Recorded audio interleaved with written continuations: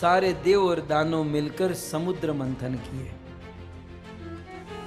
अब मैं इस प्रसंग में आपको क्या सुनाऊं, आइए समुद्र मंथन से निकले हुए 14 रत्न की चर्चा करें।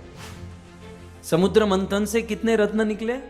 14 रत्न निकले। कौन से क्रम के अनुसार देखा जाए तो पहले विष निकला, दूसरा कामधेनु गाय निकली, तीसरा उच्च श्रवा घोड़ा निकला, चौथा ऐरावत हाथी निकला, पांचवा कौस्तुभ मणि निकला, छठा पारिजात वृक्ष निकला, सातवां रत्न रंभा आदि अप्सरा, आठवां रत्न लक्ष्मी, नौवीं वारुणी मदिरा, 10वां चंद्रमा, 11वां पांचजन्य शंख, 12वां धनुष और 13वां धन्वंतरी भगवान और 14वां रत्न निकला अमृत।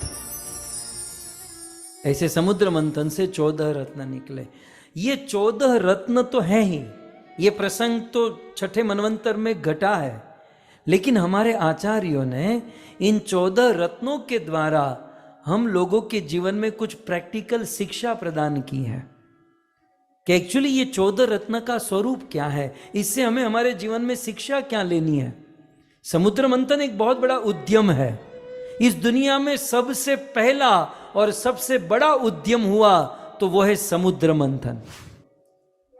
तो जैसे समुद्र को मथा गया, वैसे हम सबको अपनी आत्मा का मंथन करना चाहिए, आत्मचिंतन करना चाहिए और जीवन में आत्मचिंतन करते हुए उद्यम यानी कि कर्म कार्य करना चाहिए। और इसे सीख क्या मिलती है कि जब अपनी आत्मा का मंथन करोगे, आत्म मंथन करोगे जीवन में, मैं दोनों बात कर रहा हूं, भौतिक और आध्यात्मिक। चाहे किसी आप आध्यात्मिक कोई मिशनरी वर्क कर रहे हो, आध्यात्मिक कार्य कर रहे हो, किसी उद्देश्य को लेकर चल रहे हो, या फिर भौतिक जीवन में कोई जॉब बिजनेस कर रहे हो, किसी भी प्रकार के उद्यम में आत्मचिंतन से आप कार्य करोगे तो उस उद्यम से पहला रत्न निकलेगा विष। और उस विष को जब तक आप पचाओगे नहीं तो दूसरा रत्न आपको नहीं मिलेगा। अक्सर क्या होता है कि जब भी कोई व्यक्ति कोई उद्यम कोई कार्य करता है और सबसे पहला रत्न निकलता है विष, और फिर उस विष को वह पीता नहीं है और वहीं पर उनकी प्रगति रुक जाती है। यदि आपको प्रोग्रेस करना है तो इन रत्नों को लेते जाओ। पहला रत्न एक्सेप्ट करोगे तो दूसरा मिलेगा, दूसरा एक्सेप्ट करोगे तो तीसरा मिलेगा, चौथा एक्सेप्ट करोगे तो पांचवा मिलेगा, नहीं तो आपको आगे वो अमृत तक नहीं पहुंच पाओगे। और उपनिषदों ने क्या कहा कि हमें अमृत प्राप्त करना है, अमृत की ओर आगे बढ़ना है। तो भक्तों, एक जीवन में बहुत बड़ी सीख मिलती है कि भौतिक या आध्यात्मिक जब भी कोई आप कर्म करोगे, कार्य करोगे, तो सबसे पहला रत्न निकलेगा विष। और वो विष क्या है? अपयश, निंदा। आप सबका अनुभव होगा, और अनुभव नहीं है तो आप करके देख लीजिए। हमारे जीवन में तो सैकड़ों अनुभव है कि जब भी आप कोई अच्छा बड़ा बृहद कर्म करने जाओगे तो सबसे पहले विष निकलेगा। और विष माने समाज के द्वारा, दुनिया के द्वारा आपकी निंदा, आपका अपयश, चाहे भौतिक या आध्यात्मिक। आप कोई नई दुकान लो, नई दुकान शुरू करो, बाजू वाले ही निंदा शुरू करेंगे, ये यहां क्यों आया, हमारा बिजनेस कम हो जाएगा, ये होगा वो होगा, निंदा शुरू होगी, आपका अपयश होगा। जब भी कोई अच्छा काम करने जाए तो निंदा अपयश तो होगा, क्योंकि आपको काम करना है। कई बार लोग क्या कहते हैं पता है, देखो ये प्रभु जी है ना, इसी की निंदा होती है, इसी का अपयश होता है, क्योंकि वो प्रभु जी काम कर रहा है, तुम्हारी तरह घर बैठे सो नहीं रहा है। जो कुछ करेगा उसके बारे में दुनिया बोलेगी। मोदी जी जब अपने घर पर थे तब उसके निंदक कितने थे?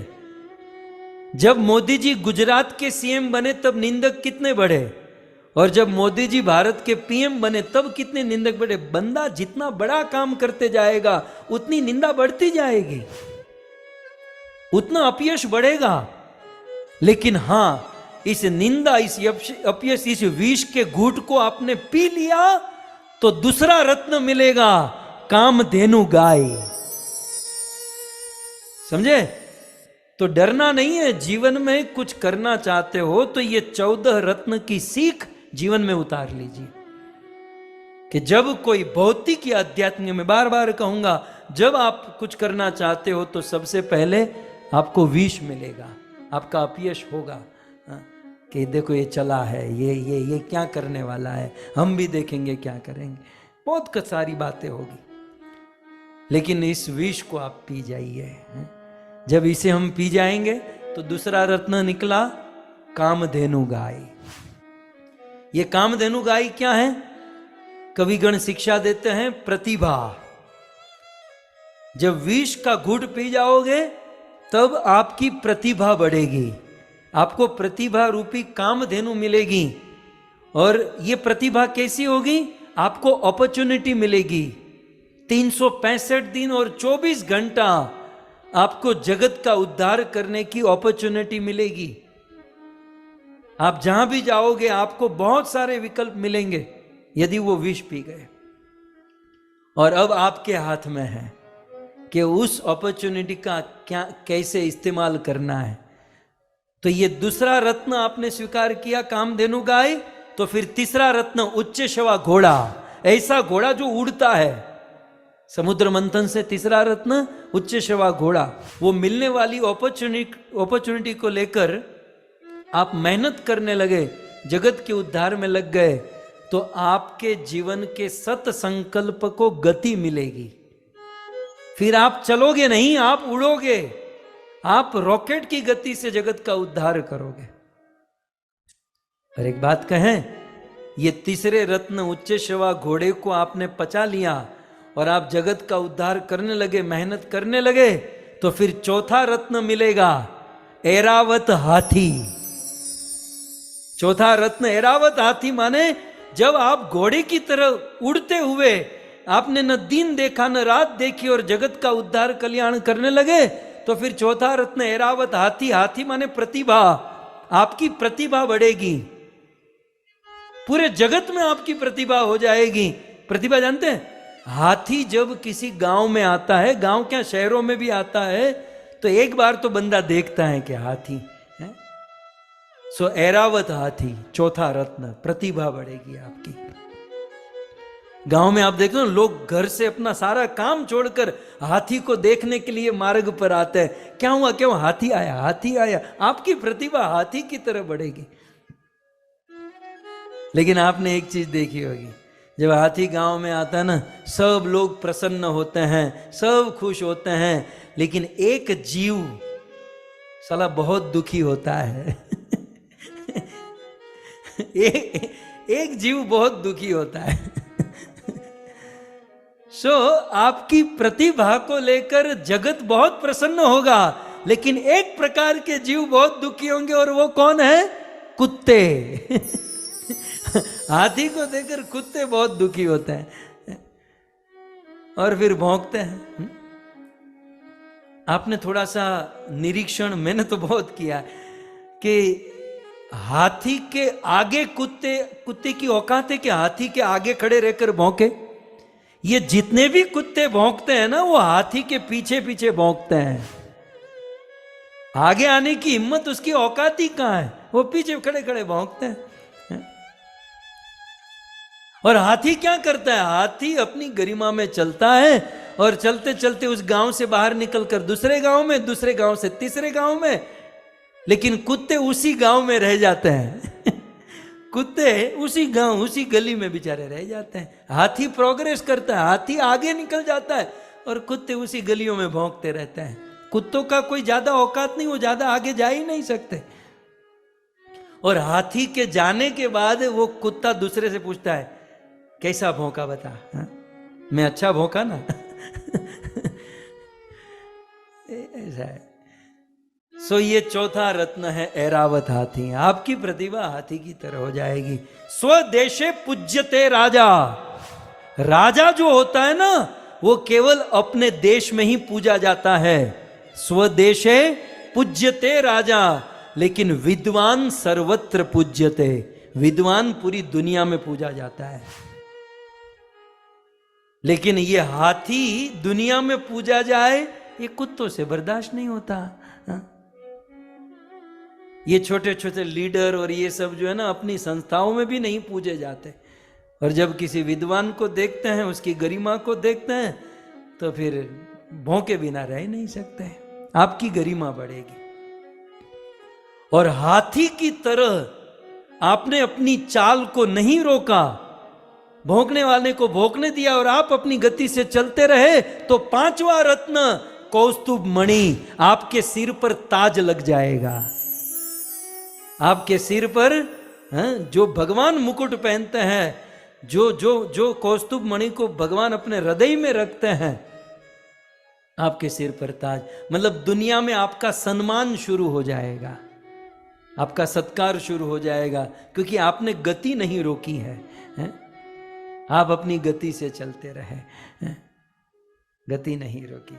मुझे ना वैसे मैं इतना बड़ा ग्रंथ बोल रहा हूं, लेकिन क्योंकि हम लोग भौतिक धरातल पर हैं, इसलिए एग्जाम्पल भी थोड़ा सा नीचे का है। आपने देखा होगा, मेरे जमाने में हम लोग क्रिकेट देखते थे, तो उन दिनों जमाना हुआ करता था भारत के माननीय सचिन तेंदुलकर का। आपने देखा होगा इस बंदे के जीवन में लोग कितना भी क्रोध करते थे, गाली देते थे, कुछ भी करते थे, लेकिन ये बंदा बिल्कुल ठंडा, न कभी गाली दिया न कभी क्रोध किया, क्योंकि सचिन की वाणी नहीं बोलती थी, उनका बैट बोलता था। समझे? दुनिया वाले बोले चिल्लाए कुछ भी करे, हमें उसका जवाब अपनी वाणी से नहीं, अपने कर्म से देना है। हमारी वाणी नहीं बोलती, हमारे कर्म बोलने चाहिए।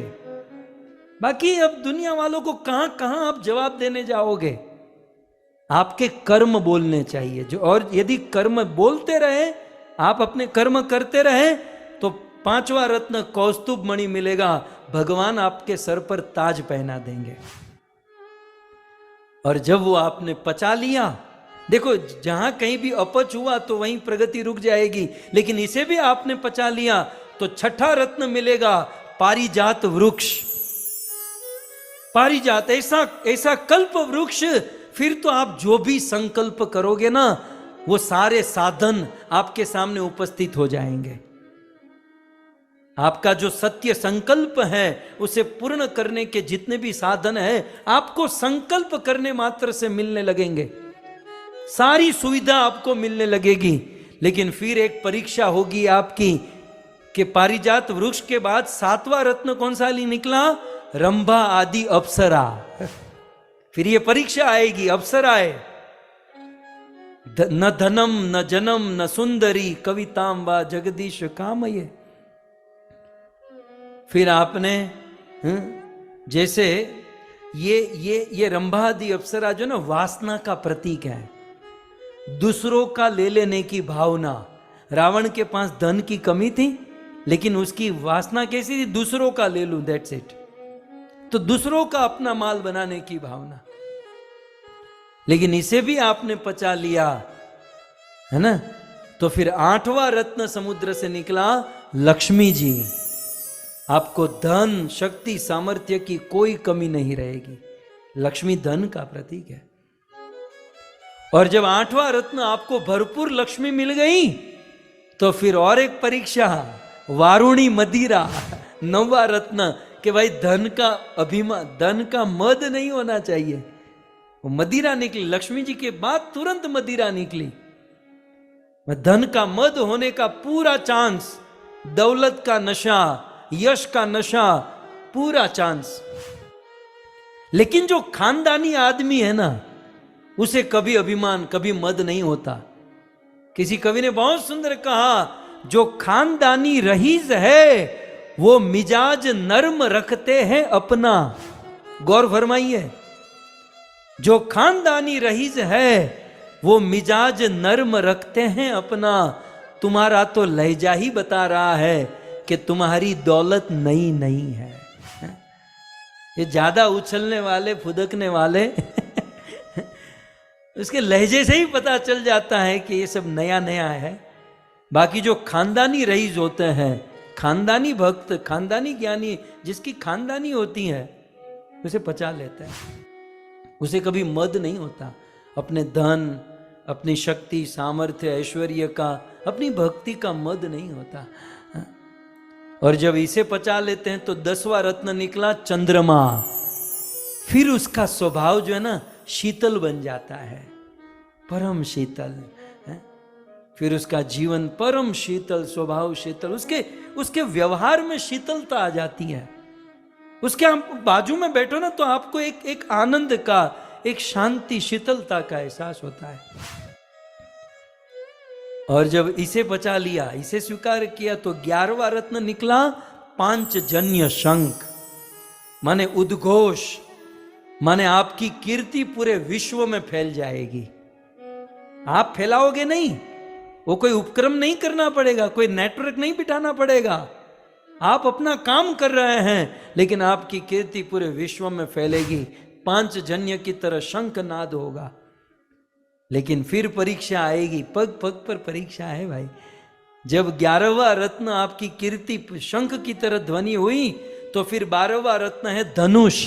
धनुष माने अभिमान, अभिमान का प्रतीक, अभिमान होने की आशंका है,